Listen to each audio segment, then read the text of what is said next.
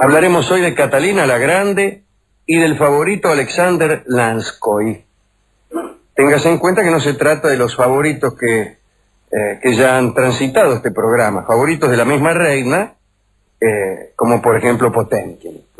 No, este es uno del que no hemos hablado todavía. Así que ubiquémonos en Rusia en 1780. Por entonces la emperatriz Catalina tenía 51 años. Su amante y uno de los principales personajes del gobierno era Grigori Alexandrovich Potemkin, mejor conocido en la corte como el Tuerto Potemkin. Ya se sabe que por una discusión se ligó un tacazo de billar en el ojo Potemkin, que le proporcionó otro que también había sido amante de Catalina, pero esa es otra historia. Algunos años después del inicio de las relaciones con Potemkin, Catalina empezó a observar con buenos ojos a los hombres más jóvenes de su entorno. Potemkin se preocupó. Quería continuar siendo el hombre de mayor confianza de la zarina. Fue entonces que para conservar su influencia, Potemkin se encargó él mismo de buscar para Catalina unos sustitutos que no debían durar demasiado para que no cautivaran del todo a la zarina y no vinieran a desbarrancarlo a él. Así de a poco Potemkin se transformó de amante en proveedor de Catalina. Y lo hizo sin esconderse. El procedimiento para acercarle tipos a la zarina era el siguiente. Una vez seleccionado el punto por Potemkin, era visitado por el inglés Rogerson, que era el médico de su majestad. Este señor Rogerson lo revisaba con escrupuloso cuidado. Después, el candidato era llevado a presencia de la condesa Protásova, que lo interrogaba amablemente para conocer su espíritu, su cultura y su carácter. Finalmente, la misma condesa Protásova, mitad por escrúpulo, mitad por gusto, sometía al candidato a una prueba más íntima, con el fin de comprobar sus cualidades físicas. La condesa entonces presentaba un informe detallado a la zarina y ella decidía definitivamente. Si las conclusiones eran satisfactorias, el muchacho se dirigía a las habitaciones desocupadas por el inquilino precedente y allí, en un escritorio, encontraba un cofrecito con 100.000 rublos de oro. Era el primer regalo por los servicios que iba a prestar y presagio de ulteriores presentes. La noche de la elección, ante la corte reunida, el beneficiado comparecía al lado de Catalina bajo la mirada cómplice de Potemkin. Más tarde, Catalina se retiraba a sus aposentos, seguida por el nuevo favorito. Un murmullo de envidia lo acompañaba. Ahora vamos a hacer un murmullo de envidia, por favor, en la sala. Supongamos que en este mismo momento Catalina se retira a sus aposentos con un favorito. Murmullo de envidia. Tiene que tener el murmullo de envidia una especie de prolongación de maledicencia. Debe significar, hay quien estuviera allí, coma, para mí que no es tan bueno como dicen. Intentemos de nuevo. Se va Catalina con el favorito.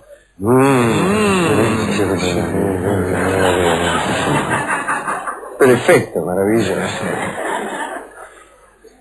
Bien. Cada vez que necesitemos un murmullo de envidia, me encargaré de hacerlo saber a la concurrencia. Bien. El favorito de Catalina debía estar dispuesto en cualquier momento del día, Rolón, El temor de no estar a la altura de la necesidad de la zarina obsesionó a muchos. Dice el cronista que de tanto en tanto Catalina aceptaba que la reunión íntima no se cumpliera debidamente, pero si el incidente se repetía con frecuencia, el seleccionado era despedido. Desde luego lo despedían con muchos regalos y con una generosa pensión. Entonces Potemkin empezó a buscar otro sustituto. Qué curioso que no hubiese simultaneidad. No sería por pruritos morales, me imagino. Bueno, después de expulsar a Piotr Zavadovsky, a Semyon Sorich y a Iván Rimsky-Korsakov era el abuelo del músico, Potemkin eligió para Catalina a Alexander Lanskoi, que se sometió satisfactoriamente a todo el procedimiento recién contado. Tenía 25 años, era apuesto y de modales muy elegantes. Fue alojado en las habitaciones de los elegidos. El embajador de Inglaterra escribió a su gobierno: la zarina le dispensa incluso en público atención y preferencia con manifestaciones que, sin ser incompatibles con el decoro, parecen algo extraordinarias. Eso es lo que escribía el embajador inglés. Catalina quedó encantada con Lanskoi, que según la crónica era ferozmente fogoso en sus intervenciones amorosas. ¿En qué otra cosa podría hacerlo? ¿O en qué otra cosa podría interesarse Catalina? En sus rechazos, como zaguero centro, no. Catalina veía en él un favorito y un discípulo. Quiso que realizara una carrera política y lo instruyó para que en tiempos venideros pudiera ser un buen ministro. Mientras, lo nombró general, chambelán y jefe del regimiento de coraceros. También lo condecoró con la Orden de la Estrella Polar. Además, Lanskoi recibió palacios, tierras con sus siervos y diamantes. La zarina adoptó la costumbre de llamar a Lanskoi para trabajar con él 2 horas seguidas en los informes de sus ministros. Además, se entusiasmaron con la historia de Rusia y juntos consultaban los viejos archivos de los conventos. Lanskoi empezó a colaborar tan estrechamente en las decisiones de Catalina que Potemkin empezó a sentirse desplazado. Sus enojos hacia Lanskoi divertían a Catalina sin alarmarla demasiado. Pero un buen día, la diversión de Catalina se diluyó.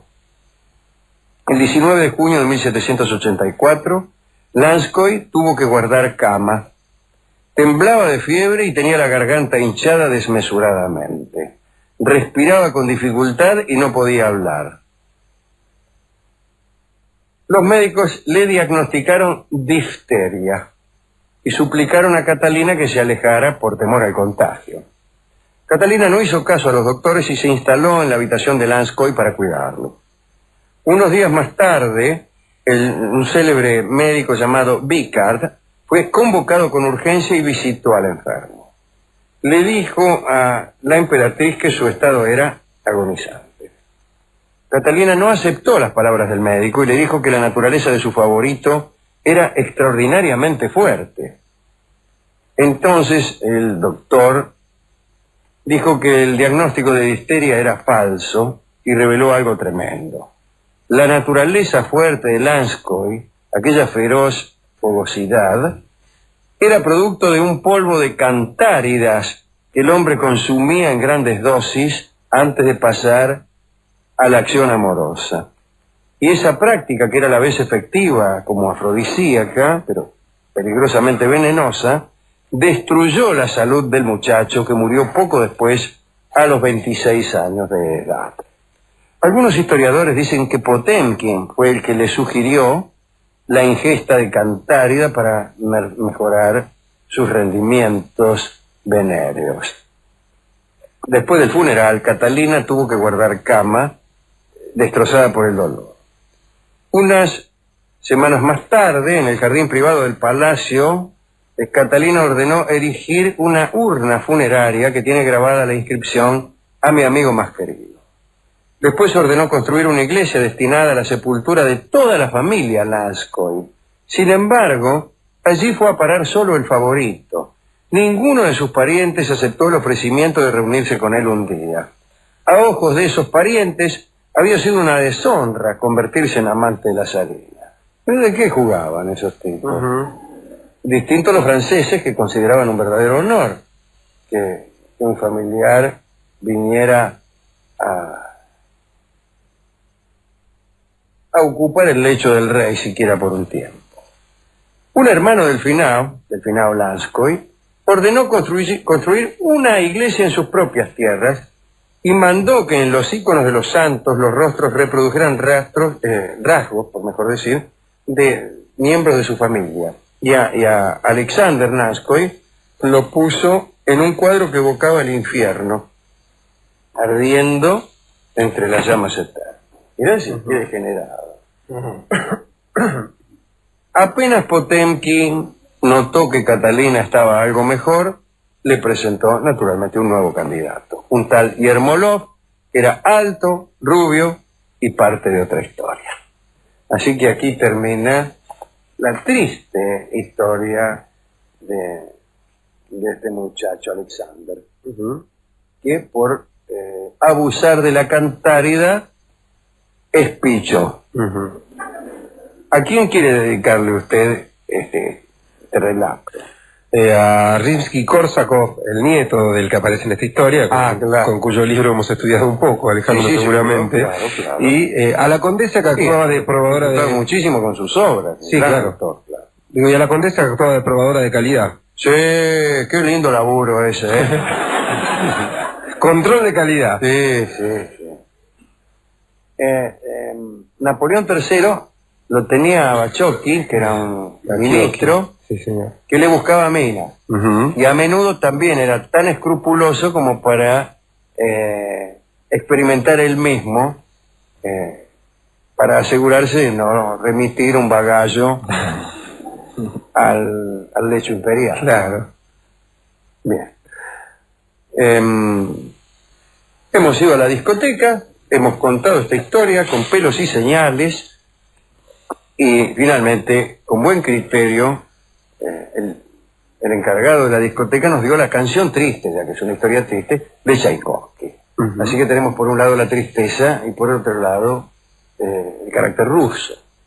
Algunos de nuestros amigos se escandalizarán porque nosotros tenemos conocidos que odian a Tchaikovsky, y a los que saludo en este momento. El intérprete será en solo de piano Ferdinand Kanonovich. Adelante, Ferdinando, con la canción triste de Pedrito Tchaikovsky. Adelante.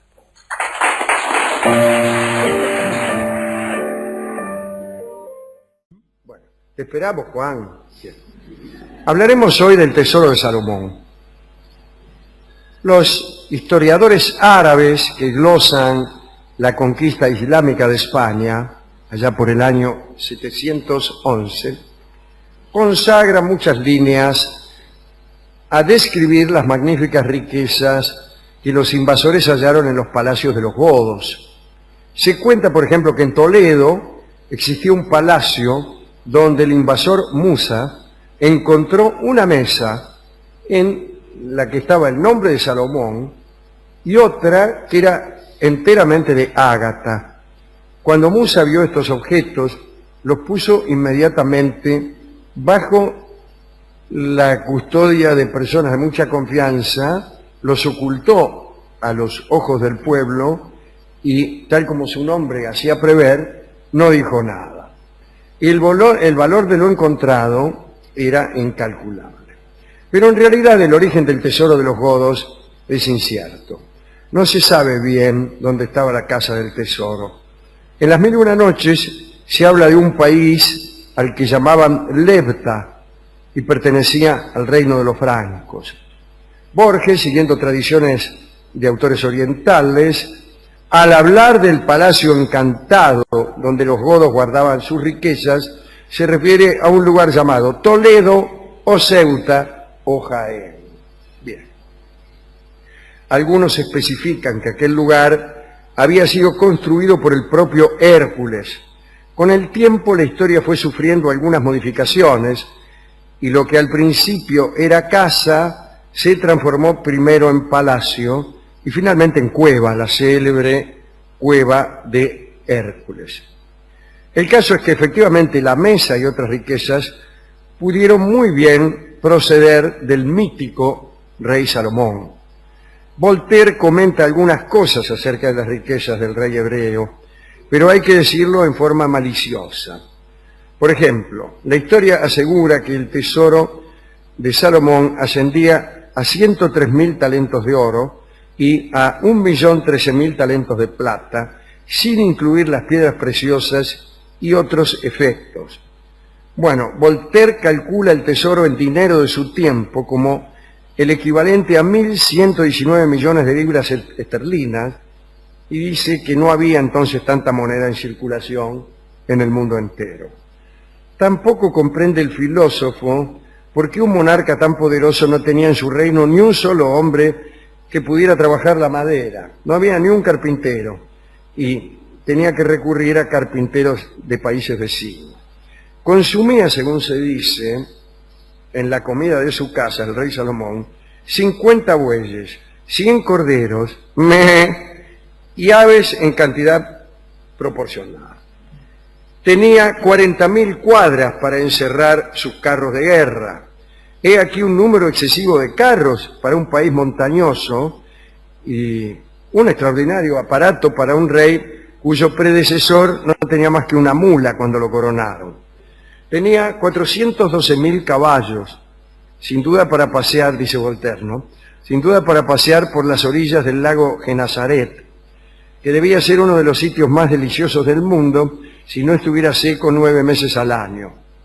Otro dato curioso es que Salomón, a diferencia de todos los reyes de la historia, tenía más esposas que queridas. Tenía 700 esposas y 300 queridas. Bueno, Salomón murió ya por el 922 a.C. y en el milenio que lo separa de nuestra era, el pueblo judío sufrió la cautividad en Babilonia, etc. No obstante, es posible que ciertos objetos sagrados del tesoro del templo que fue destruido por Nabucodonosor se salvaran, siendo resguardados en escondites secretos. Finalmente, al parecer, cayeron en manos de los romanos en el año 70 de nuestra era, cuando las legiones de Tito tomaron Jerusalén. Flavio Josefo, cronista de aquella conquista, escribió, leo a Flavio: entre la gran cantidad de despojos, los más notables eran los que habían sido hallados en el templo de Jerusalén, la mesa de oro, que pesaba varios talentos, y el candelabro de oro. Cuando Tito regresó a Roma, exhibió este tesoro ante el pueblo que festejaba su triunfo. La procesión del victorioso general quedó inmortalizada en el arco de Tito, que usted habrá visto por ahí, ¿no? En los relieves que decoran el arco se distingue el candelabro de los 7 brazos llevado a hombros de legionarios. El tesoro de Salomón quedó entonces depositado en los palacios imperiales. Allí fueron archivados hasta que en el año 410 el rey godo Alarico conquistó Roma y la saqueó. Y los sagrados objetos de Israel, confundidos con el resto de los tesoros imperiales, puede ser que hayan ido a parar a Tolosa, a Toulouse, la capital de los godos. Y este sería el llamado tesoro antiguo, integrado por objetos cuya virtud emanaba una energía que robustecía mágicamente al poseedor. Fíjese usted. En el año 507, el rey Alarico II, presionado por francos y burgundos, tuvo que abandonar Toulouse para replegarse a sus posesiones en España. El tesoro entonces se puso otra vez en movimiento, cruzó los Pirineos y se instaló presumiblemente en la nueva capital de los godos, Toledo. Cuando llegó la conquista árabe a España, el califa de Oriente ordenó que aquel valioso talismán le fuera enviado inmediatamente. La mesa de Salomón, más los millares de monedas, fueron trasladadas, fuertemente escoltadas, pero misteriosamente, en el trayecto entre Toledo y los puertos andaluces, el tesoro se perdió. ¿Dónde está? ¿Dónde? No sé, loco. No sé. Desde entonces, varios personajes en épocas distintas han buscado el tesoro, especialmente en Toledo, en Jaén y en un pequeño lugar llamado René-le-Château. Empecemos por Toledo para buscarlo. La leyenda de la cueva de Hércules arraigó profundamente en Toledo. Parece que la entrada de esta cueva se localizaba en unos túneles existentes bajo la iglesia de San Ginés, que hoy ya no existe. Los subterráneos se prolongaban hasta 3 leguas fuera de la ciudad. Está llena de subterráneos Toledo. Es todo esa especie de extraña calavera que es Toledo, ¿no? Es hueca completamente. Está llena de túneles, de cosas raras. Yo conocí a uno que me la contó muy bien. Un amigo de... No es tan amigo de Piedrahíta, es amigo de otro amigo nuestro. Bueno, no importa. Ese me contó algunas historias. Deben ser mentiras, porque yo me creo todo. No, debe ser cierto. El caso es que en 1546 el cardenal Juan Martínez Siliceo hizo explorar la cueva. Bueno, tenía la certeza de que allí iba a encontrar el tesoro perdido. Buscó hombres valientes, juntó comida, linternas, hachas, cordeles, y entraron. A cosa de media legua de la cueva, ¿no? Se toparon con unas estatuas de oro puestas sobre una mesa que también era de oro. También encontraron monedas, etcétera, pero empezaron a sentir como una corriente de agua que subía, se asustaron y salieron rajando y, según se dice, todos murieron al poco tiempo. En el siglo XIX, ya bien cerca de nosotros, la cueva volvió a ser visitada en 1839. También cuerdas, hachas. Se encontraron vestigios de grandes construcciones antiguas, pero ningún objeto sagrado. 1929, un sacerdote toledano llamado Ventura López registró la cueva y lo que consiguió fue probar que tenía origen asirio-fenicio. Y en 1974, unos científicos exploraron, dijeron acueducto, y no encontraron ni mesa, ni moneda, ni nada. Ahí hay tongo, loco. Alguien se los afanó. Y bueno, están desapareciendo muchas cosas. Bueno. No hay nada en Toledo, vamos a Jaén. En los años de la Guerra Civil Española, un joven funcionario de Bellas Artes, llamado Julián Pasos, que inventariaba los tesoros artísticos de la Catedral de Jaén, descubrió documentos de una asociación del siglo XIX a la que pertenecían destacados miembros del clero. Esta sociedad estaba consagrada a la búsqueda de la mesa de Salomón, que se suponía que estaba en la ciudad. Pero Pasos no pudo hacer mucho. Al poco tiempo lo mataron y nada más se supo de él. Quedaron algunos de sus escritos y allí explicaba cómo notables personajes construyeron en sus casas minúsculos santuarios presuntamente destinados a ocultar la mesa de Salomón. Bueno, no se sabe nada. Uno de los probables miembros de la sociedad, el célebre arquitecto Flores Urdapilleta, diseñó en 1914 una cripta funeraria bizantina que fue saqueada y destruida en 1936.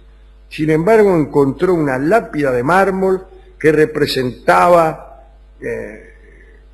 una estrella de 12 puntas, bla, bla, bla, que para el tipo era la mesa de Salomón, pero era un dibujo de la mesa de Salomón, no la mesa no estaba. Bueno, vamos entonces a Rennes-le-Château, que es una ciudad que antes se llamaba Redaille, cerca de Toulouse, una minúscula aldea de 300 habitantes, que desde hace algunos años es lugar de peregrinación de todos los buscadores de tesoros del mundo, ¿no? Está la historia del tesoro de esta ciudad, o de esta aldea, está ligada a las riquezas acumuladas misteriosamente por Berenguer Saunier, el párroco de este pueblo, entre 1885 y 1917.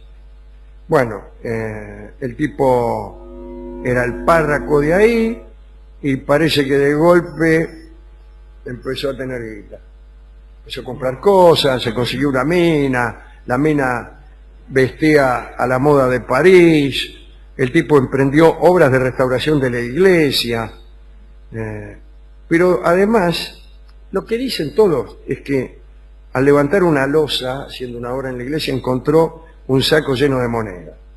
Entonces el tipo echó a todos los albañiles y empezó a remover todo el lugar. Por ejemplo, todo el cementerio.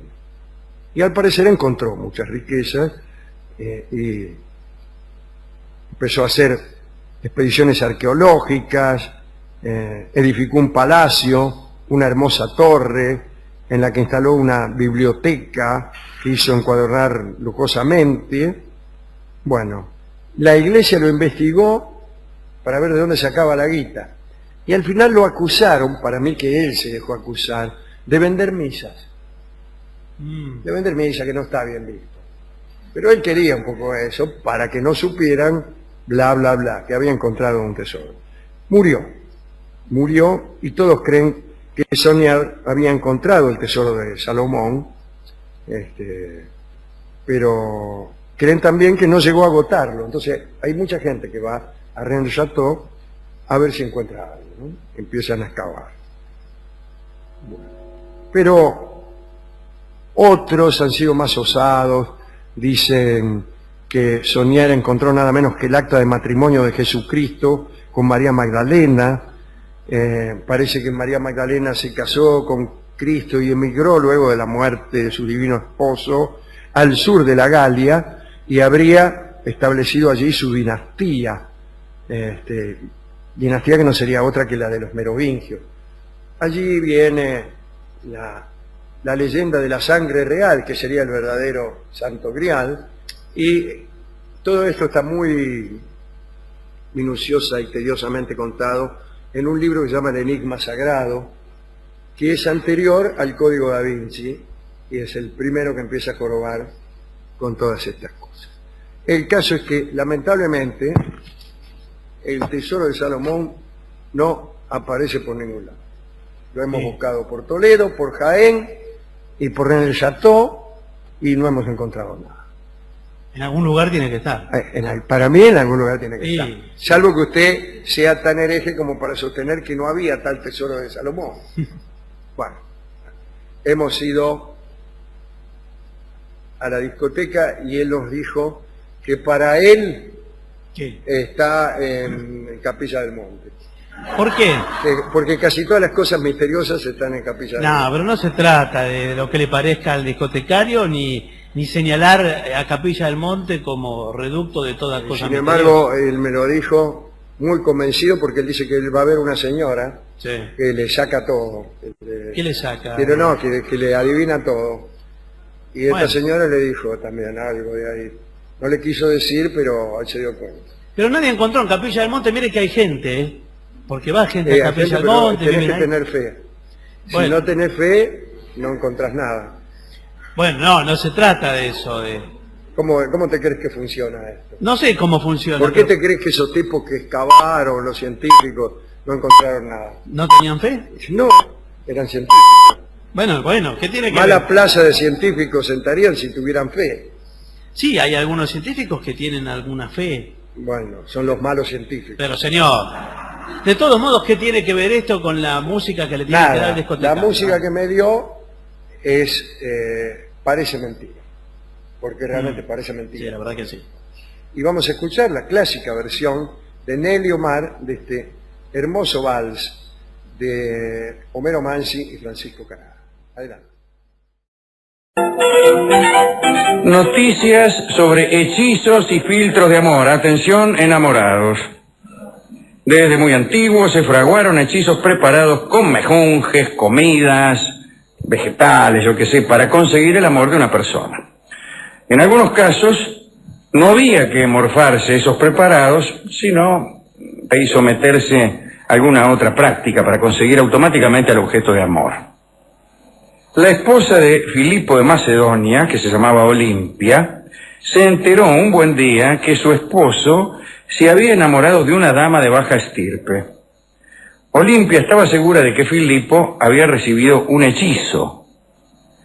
Angustiada, ordenó a la muchacha que se presentara ante ella. Cuando la vio, supo que la dama era hermosa. Curiosamente afable, Olimpia le dijo, según citan las crónicas: hija mía, tu cara te defiende de la acusación de hechicera, pues no es menester más hechizo que tu hermosura para prendar a cuantos la vieren. Y le perdonó la vida. Para Olimpia, los hechizos amorosos los prodigaban las feas. No era concebible que una mujer hermosa hiciera uso de un filtro para seducir a quien quisiera. Extraordinaria. A mí me gustó también la frase, tu cara te defiende de la acusación de hechicera. Le hizo acordar a otra, Sí, ¿no? sí. Mi padre usaba mucho la frase, su cara le cuida la honra, por no decir otra cosa. Queriendo decir que las personas feas por ahí tenían más posibilidad de permanecer castas. Refiere Eusebio que el poeta Lucrecio fue víctima de un filtro. Lucila, la esposa de Lucrecio, notó que los favores amorosos que le prodigaba su esposo eran tibios. Entonces sospechó que Lucrecio le era infiel. Con un filtro amoroso, Lucila quiso asegurar su buena correspondencia.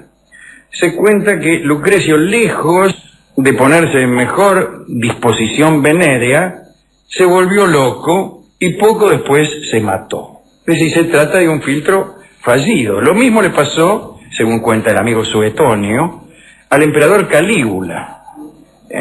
Parece que su amante Cesonia, que quería conservar el amor de Calígula, le encajó unos filtros que no lo apasionaron, sino que lo enloquecieron.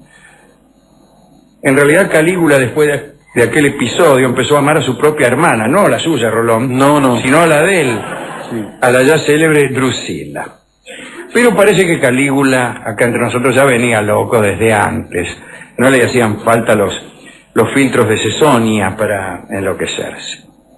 En otro orden, Plinio cuenta que cuando un griego paseaba, atención, con la ubre de una hiena prendida de su brazo izquierdo, es porque estaba convencido de que ninguna joven podría resistírsele, ya que los griegos consideraban que la ubre de hiena garantizaba el amor de cualquier persona.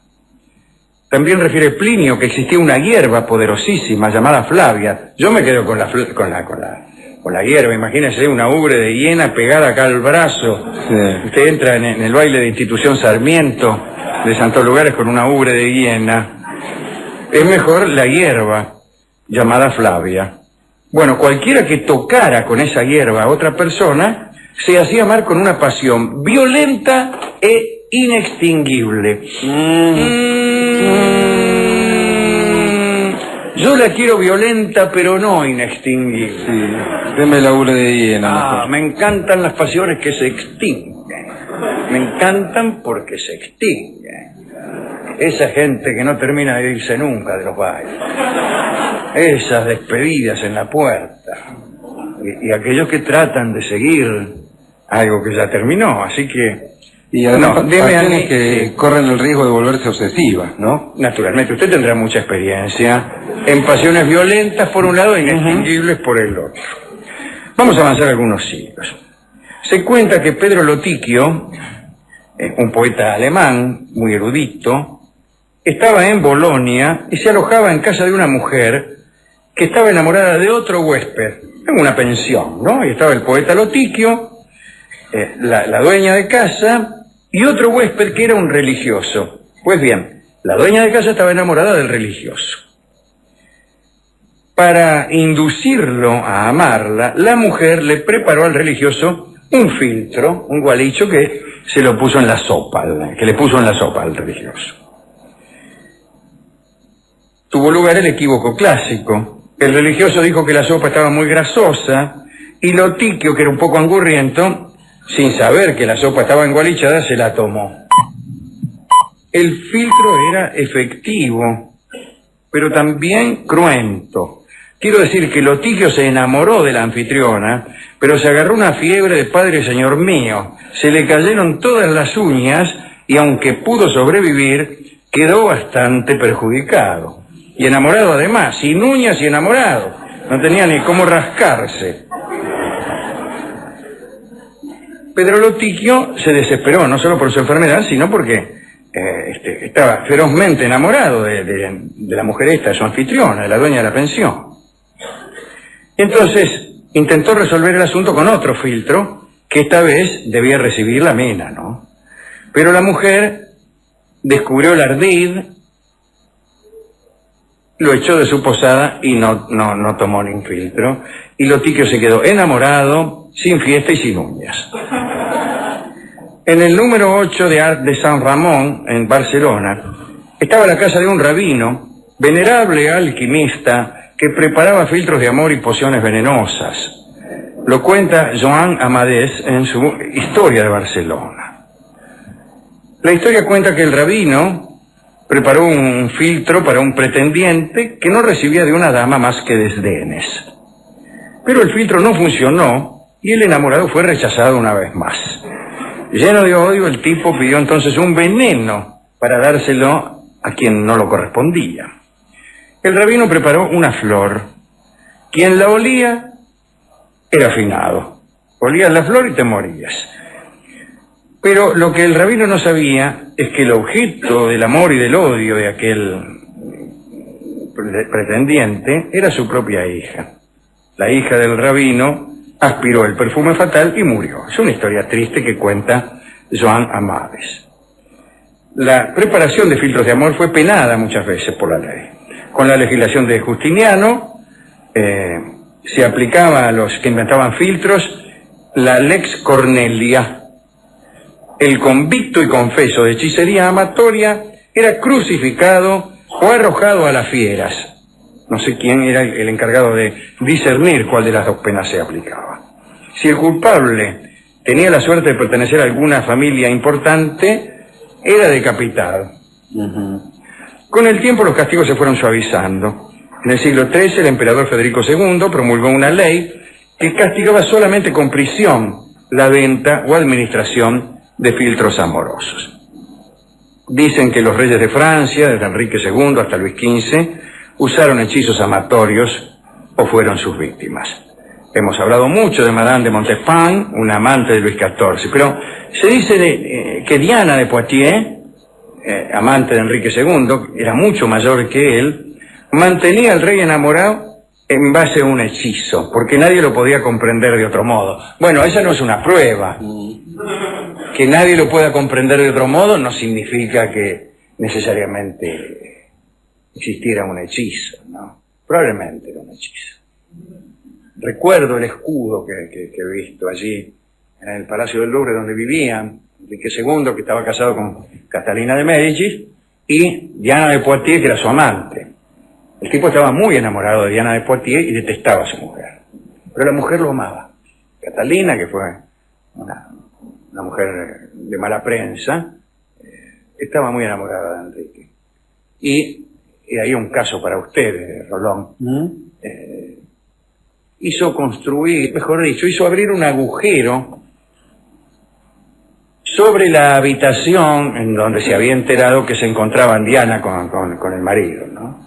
Entonces los espiaba a los dos desde un agujero en el techo y de algún modo disfrutaba o recibía, hacía algo con la visión de su desgracia. Vaya a saber. No sabemos qué. Bien, un dato curioso para terminar. Ellos vivían en el Louvre, que ahora es un museo, y hay en una escalera un escudo dibujado donde están la letra H y la letra D medio entrelazadas, y ese era casi como un tributo real. Henri y Diana, era como si el rey hubiera escrito en un árbol ambos nombres. Claro, como era rey, lo hizo poner ahí en la bajada de una escalera, ¿no? Y sigue, pasaron, qué sé yo, casi 500 años, y aquella muestra, un poco clandestina incluso, ¿no?, de amor, está todavía. Bueno, un dato curioso. El tomate, atención, el tomate fue muy apreciado como estimulante del instinto sexual, atención amigas, Cuando llegó a Europa, allá por 1544, el tomate, fue llamado en Italia pomodoro, manzana de oro. Pero en Francia, pont d'amour, por las facultades amatorias que parecía conferir. El tomate incluso tenía tanta fama de afrodisíaco que se disimulaba en los platos que debían ser disfrutados por el objeto amoroso, y convenía permanecer bien cerca del que iba a comer tomate para disfrutar del automático rapto venéreo que se le despertaba. Vos te comías un tomate, sí, y ahí te tenían que sujetar entre cuatro. En Inglaterra, los puritanos extendieron el rumor de que el tomate era venenoso para que la gente no disfrutara tanto, ¿no? Y estuvo prohibido durante 2 siglos el tomate. Recién en 1830 se diluyó la idea de que el tomate tenía virtudes afrodisíacas. Ahora bien, ¿tenía o no tenía? No tenía y creían que tenía. ¿Por qué lo creían? Bueno, usted lo sabe, porque eso sabe cómo funcionan los placebos. Sí, por su gestión. Claro. También puede ser que los tomates de aquel entonces tuvieran unas virtudes que habrán perdido. Para mí, por el DDT y todo eso que le... los pesticidas. Le echa pesticida como quiere. Claro. El pesticida no es afrodisíaco. No, se lo digo yo, que se lo diga a mi marido. Sí, mata. Y lo maté, pero no lo entusiasmé. Toda la salimaña mata. Bueno, así que tomates eran los de antes. ¿Qué culpa tiene el tomate que vive solo en su mata? Bueno, estos son los pequeños datos acerca de hechizos y filtros de amor que quería comentarle esta misma noche, Rolón, ya que usted evidentemente está interesado en estas cosas. En un mundo donde los filtros de amor fueran realmente eficaces, usted tendría mucho menos trabajo. Sí, claro, habría menos penas de amor, ¿no? Seguro, claro. Bueno, qué suerte que el tomate, entonces. Me deja dedicar la charla, en primer lugar, al amante de Filipo. Claro, la chica esta tan hermosa. Tan hermosa que no necesitaba. A la que la cara le cuidaba la reputación. Al revés, a esta se la exponía la reputación. Claro, seguro. Y a Lucrecio, que era un escritor fantástico en una época difícil. Sí, en una época sin dioses, como dice Diorcenar, ¿no? Exactamente. Bueno. Hemos ido a la discoteca a pedir discos, no tenían ninguno, y menos de filtros amorosos. El hombre de la discoteca me hizo explicar qué era en verdad un filtro amoroso. Yo creo que es, antes que nada, una sustancia que opera sobre la voluntad ajena, que opera sobre la psique ajena y que combate la indiferencia. Si el hechizo tuviese un prospecto médico y una propaganda, por ejemplo, filtros de amor Rolón, combate la indiferencia. Indiferencia se llama el tango que vamos a escuchar. Indiferencia es el sentimiento que un filtro amoroso combate. Como el de la discoteca se negó a entregarnos discos, vamos a escuchar la versión que humildemente he hecho con Federico Misra, no, con Fernando Marzán, de este tango que creo que es de Rodolfo Biaggi y de un amigo de este programa, de alguien que fue amigo de este programa, que era don Juan Carlos Torres. Escuchemos ahora la modestísima versión de Indiferencia.